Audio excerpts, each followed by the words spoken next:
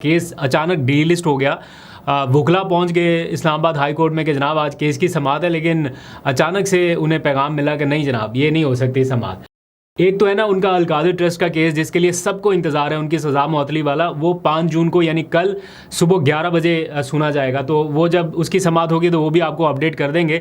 अभी भी लोगों को शकूक व शुबात है कि पता नहीं उस केस में भी अचानक क्या हो जाए, लेकिन इम्कान है कि उसकी समाअत होगी। लेकिन आज जिस केस की समाअत थी वो था उनसे अडयाला जेल में मुलाकातें ना कराए जाने के हवाले से तौहीन अदालत केस। कल शाम अचानक पता चला कि ये केस फिक्स हो गया। इसके लिए कोई इतनी तगदो भी नहीं करनी पड़ी, कोई स्ट्रगल भी नहीं करनी पड़ी और ये केस फिक्स हो गया। हालांकि थोड़ी ताख़ीर ज़रूर हुई, लेकिन पता चला कि कॉज लिस्ट में आ गया है। कल रात इस्लामाबाद हाई कोर्ट के IT डिपार्टमेंट की जानिब से इमरान खान के वुकला को भी बता दिया गया कि जनाब 3 रुकनी लार्जर बेंच ये केस सुनने जा रहा है। तो आज वुकला तैयार श्यार होकर इस्लामाबाद हाई कोर्ट पहुँचे तो पता चला कि ये केस जनाब गलती से लग गया था और ये डीलिस्ट कर दिया गया है। बल्कि डीलिस्ट नहीं, ये केस गलती से लग गया था इस बेंच में, इसको मूव कर दिया गया है किसी और जज साहब के सामने, और उस जज साहब के सामने किया गया जिनकी आज छुट्टी है, जो कि आज मौके पे मौजूद ही नहीं है, अरबाब ताहिर साहब के नाम। पहली बात यह है कि केस कह रहे हैं गलती से लग गया। दूसरा, जिस बेंच में लगना था वहाँ से हटा के उस जज साहब के पास लगा दिया गया जो कि हैं ही छुट्टी पे। तो अगर जज साहब छुट्टी पे थे तो उनके पास लगा देते जो छुट्टी पे नहीं है, जो आज अपनी ड्यूटी पर मौजूद है। तो बहरहाल ये हो रहा है, वुकला मायूस लौट गए कि आज भी समाअत नहीं हो सकी। बहरहाल अब कल देखते हैं सुबह 11 बजे जो उनका ज़मानत वाला केस है, सज़ा मुअत्तली वाला, वो लगता है या नहीं लगता। कल बड़ा इंटरेस्टिंग कॉन्टेस्ट रहेगा। सारे MNAs MPs जो भी इस्लामाबाद में मौजूद होंगे ये सारे के सारे इस्लामाबाद हाई कोर्ट जाएंगे और कल एक अच्छा पावर शो हो सकता है। PTI का शो ऑफ स्ट्रेंथ हो सकती है इमरान खान से इजहार यकजहती के लिए इस्लामाबाद हाई कोर्ट के अंदर भी और बाहर भी। तो कल बड़ा दिन रहेगा, आपको अपडेट करेंगे। अब आ जाइए ज़रा इमरान खान के इंपॉर्टेंट मैसेज की तरफ से। आपने सोशल मीडिया पर देख लिया होगा, उनके ट्विटर पैगाम पर आ चुका। इन केस अगर नहीं देखा तो उसकी हाईलाइट्स आपको बता देता हूँ। लंबा चौड़ा पैगाम है, लेकिन उसमें एक तो इमरान खान साहब ने क्लियर कट वाज़ेह पैगाम दे दिया कि उन्होंने खुद को पैटर्न इन चीफ बनाया है और अब वो जेल से तहरीक को लीड करने वाले हैं। अब जब से ये पैटर्न इन चीफ वाला मामला आया या पता चला बाहर के इमरान खान साहब ने खुद को डेजिग्नेट कर दिया, तो बहुत सारे लोगों को इश्यूज़ हो गए। मैं देख रहा हूँ सोशल मीडिया के ऊपर भी और टेलीविज़न के ऊपर भी लोग हज़म नहीं कर पा रहे इस चीज़ को। हालांकि आपने उनसे चेयरमैनशिप छीन ली, आपने उनसे इंतखाब तक छीन लिया, उनको इलेक्शन लड़ने का मौका तक नहीं मिला। बाकी जो भी सिचुएशन है वो लंबी ट्रेल है, मैं उसकी बहस में नहीं जाता। अब इतना भी बर्दाश्त नहीं हो रहा कि जनाब पैटर्न इन चीफ क्यों बना दिया। हालांकि ये कोई गैर आईनी इक़दाम नहीं है। नवाज शरीफ साहब को भी ताहियात कायद बनाया गया ना, जब उनके पास नहीं था ओहदा, तो उनको भी कायद पार्टी का बना दिया गया। यहाँ पर वज़ीर आज़म के नीचे डिप्टी प्राइम मिनिस्टर का ओहदा भी क्रिएट कर दिया गया। हालांकि ये कोई इसकी आइन में गुंजाइश नहीं है, लेकिन स्टिल ठीक है, गवर्नमेंट का एक फ़ैसला है, कोई गैर आइनी इक़दाम नहीं है। तो अगर इमरान खान ने भी कर दिया अपने आप को डेजिग्नेट तो इसमें क्या इशू है, बट स्टिल लोगों को इशूज़ है तो वो रहेंगे। तो अब आ जाइए ज़रा, इमरान खान ने एक ख़दशे का इजहार किया है अपने इस मैसेज में और कौम को तैयार रहने का कहा है। ख़दशा ये है उन्हें कि उन्हें एक बार फिर इनकम्युनिकाडो कर दिया जाए, यानी उनकी जो रसाई है वो रोक दी जाए और उनका कोई पैगाम बाहर ना आए, उनकी कोई मुलाकातें ना हो सके। इस खदशे का उन्होंने इजहार भी किया और इसके लिए वो मेंटली प्रिपेयर भी हैं, क्योंकि हम कल परसों से, जब से ये इमरान खान साहब ने ये कहा, बल्कि इस हफ्ते से, कि वो तहरीक को ख़ुद लीड करने जा रहे हैं, तो बार बार एक ही क्वेश्चन माइंड में आ रहा है कि कैसे पॉसिबल है, ये हो नहीं सकता कि अगर ज़रा सा भी वो इस तरफ जाएंगे एहतजाज वाले मामले पर तो उनकी तो मुलाकातें रुक जाती हैं। बड़ी मुश्किल से ये थोड़ी सी मुलाकातें, वो भी अदालत के अहकामात पर, उन पर जितना कमल दरामद होता है वो भी आपको पता है। तो समहाउ थोड़ा सा मुलाकातों का रास्ता खुला। अगर वो कहें कि एहतजाज में लीड करने जा रहा हूँ तो ये तो बिल्कुल मुलाकातों के ऊपर पाबंदी लग जाएगी, इनकम्युनिकेटेड सिचुएशन वापस हो जाएगी।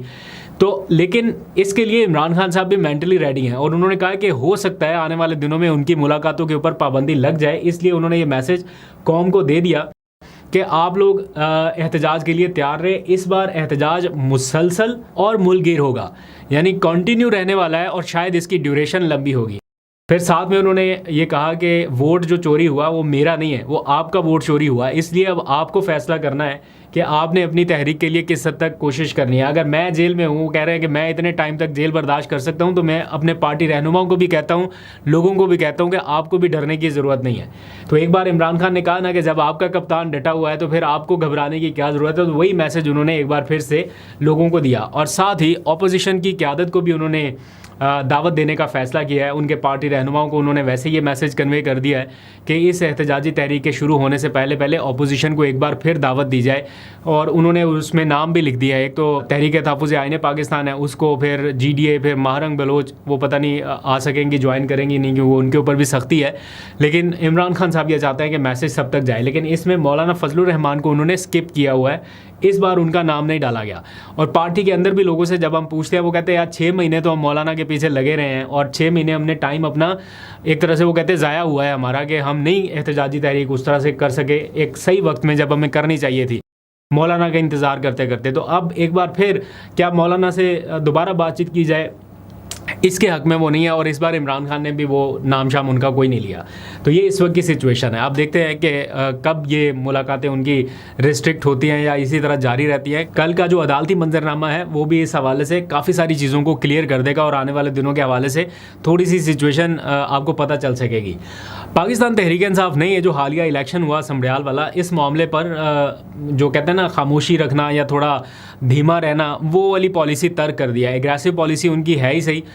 उधर प्रेस कॉन्फ्रेंस हो रही है सियालकोट में, उधर जनाब खैबर पख्तूनख्वा में, आज इस्लामाबाद में भी प्रेस कॉन्फ्रेंस हो रही है, और कुछ देर बाद आलिया हमज़ा और शेख वकास अकरम और अहमद चट्ठा वगैरह ये सारे इस्लामाबाद में भी प्रेस कॉन्फ्रेंस करने जा रहे हैं। कुछ सबूत शवाहिद आपके सामने रखेंगे। मीनवाइल पाकिस्तान तहरीक इंसाफ ने गूगल ड्राइव में वो सारे सबूत, वो सारे वीडियो एविडेंस, डॉक्यूमेंटेड एविडेंस जो है वो पिन ट्वीट में लगा दिए। अगर किसी को देखना है वहाँ पर लिंक मौजूद है, जाके देख सकता है, डाउनलोड कर सकता है और ख़ुद एनालाइज़ कर सकता है कि इसमें किस हद तक हकीकत है।